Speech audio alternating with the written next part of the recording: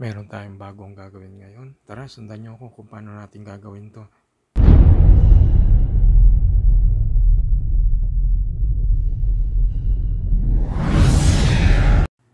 Hi, ito po si Lin Chen. Meron tayong gagawin ngayon.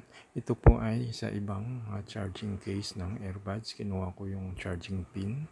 So, ganun lang. Pasok nyo. Butasan nyo lang yan. Tapos yan, dinikit ko sa positive-negative ng USB plug. So, ganyan lang po.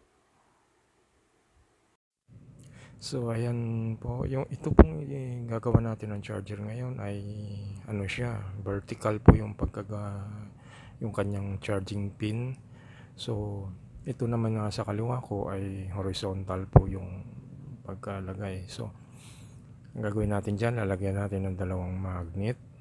Tapos dikit natin sa USB plug. So ayan. So yung mga magnet na yan, pwede nyo kunin yan sa mga charging case ng earbuds na mga sira. Pwede na yan.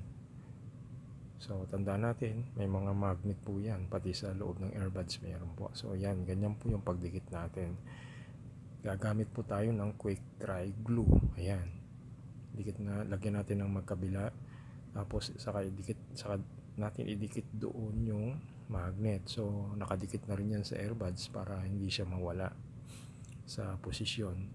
So kaya ginaganyan ko na. So yan, nadikit na natin. Yan, tingnan nyo yung USB plug open na sa likod para makikita yung positive at negative sa paghinang. So ayan na, pwede na po yan i-charge natin.